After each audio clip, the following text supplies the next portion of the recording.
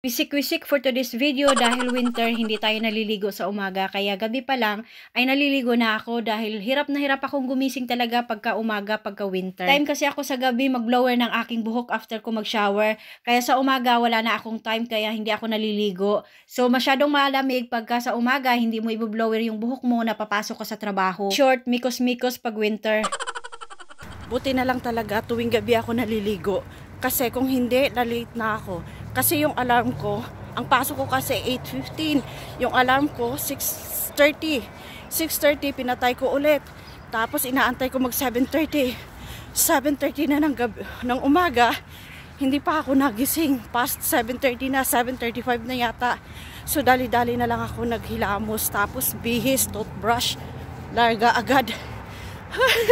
Ito na talaga ang kagandahan pagka malapit lang. O siya, bye-bye, see you later. After work, umuwi kaagad ako ng bahay dahil wala naman akong pasok sa isa kong job.